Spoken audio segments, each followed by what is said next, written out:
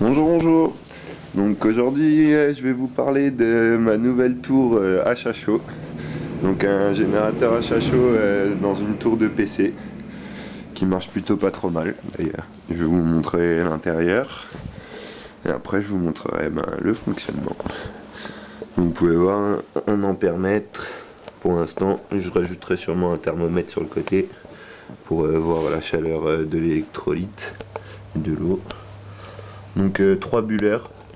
Donc deux primaires, après un dernier, le dernier avant que ça parte à l'anti-retour de flamme et après plus tard au chalumeau. C'est un buller en fait, c'est que c'est bien fermé hermétiquement mais le bouchon peut sauter facilement en fait.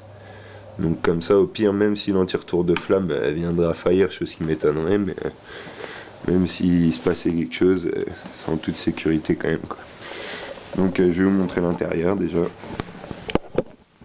Attendez 2 secondes.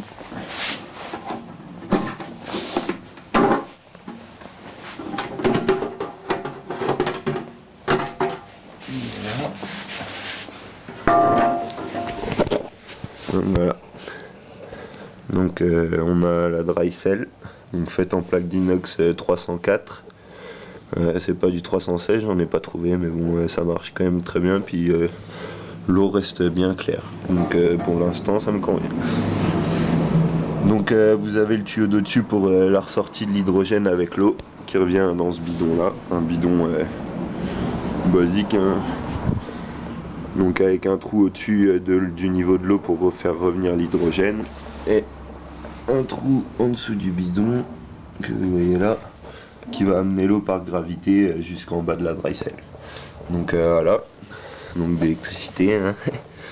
Un buller, le premier buller, un grand buller pour retirer toutes les traces d'électrolyte et tout qu'il y aurait dans le gaz encore, pour au cas où vous voudriez le remettre sur un moteur. Et après du buller là, ça repart dans ce buller là, qui revient dans ce buller là en dessous, et tac, et dans le dernier buller qui revient là-dedans. Voilà, donc et puis voilà, hein, tout simple. Donc plus il y a de buller, mieux c'est, hein. Bon, ça augmente un peu la pression justement, toute seule quoi du coup. Et c'est pas plus mal. Donc voilà, après on a notre anti-retour de flamme, donc fait avec un tuyau de cuivre et avec de la paille de fer au milieu du tube de cuivre, bien bourré. Du petit charbon actif pour filtrer et tout, ce que j'ai trouvé, hein, c'est le plus fin possible et ça laisse passer l'air, donc c'était pas mal. Donc j'ai mis ça après au-dessus de la paille de fer et après des petites billes de roulement à billes en métal. Donc là, jusqu'au bout du tuyau et une petite grille pour boucher. Et pareil de l'autre côté du tuyau, le charbon, les petites billes et la grille. Donc voilà, et ça marche plutôt pas mal, je vais vous montrer. Donc les petites billes, c'est des petites billes comme ça, quoi, des toutes petites billes en fer. Et le charbon, c'est vraiment du tout petit charbon actif. Donc voilà, plutôt pas mal. Récupéré dans des cartouches pour filtre anti-gaz et tout pour les masques. Donc voilà. Et donc pareil après, donc l'anti-retour de flamme qui est là. Un autre petit chalumeau qu'on a là. Notre petit chalumeau il est rempli aussi de petits charbons actifs. Comme ça au moins la flamme ne revient pas à chaque fois qu'il fait un anti-retour de flamme. C'est très rare que quand il y a le chalumeau, il y a un retour de flamme. Mais en plus, c'est pour aussi garder la pression dans le truc pour que la flamme sorte tout le temps constante, quoi. Donc voilà, je vais vous montrer déjà l'entour de flamme. Et après, je vous montrerai le chalumeau. Donc, on branche le bordel.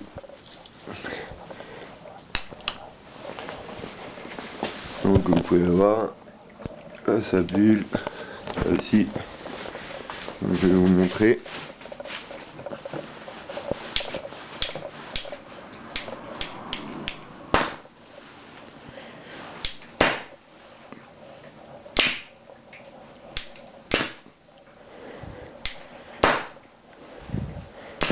Donc, vous pouvez voir, hein, la flamme s'arrête bien toujours à l'anti-retour de flamme.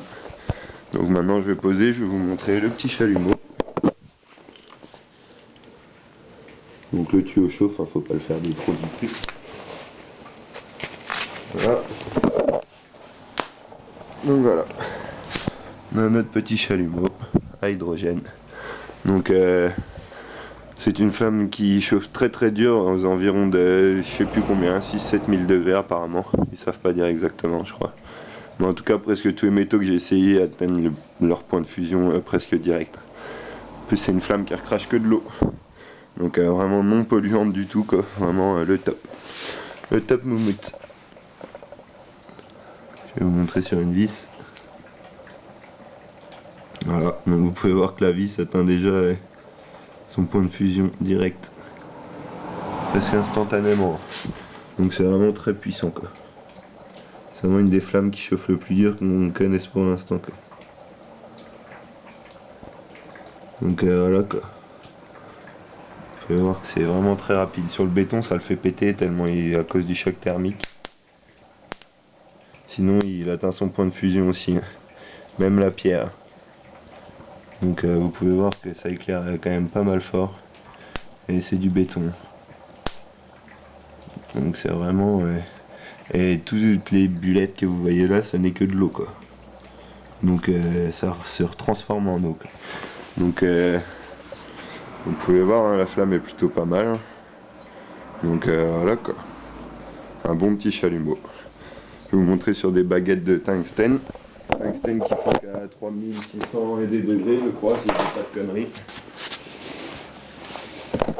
Donc vous voyez, baguette, hein, comme ça, de soudure. Voilà, direct.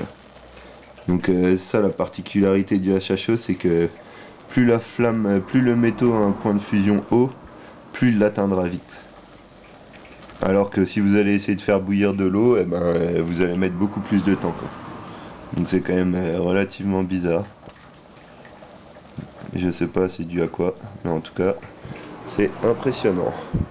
Donc voilà, vous pouvez voir, hein, par rapport à la baguette, la flamme elle fait pas grand chose, mais bon, elle est déjà pas mal grande.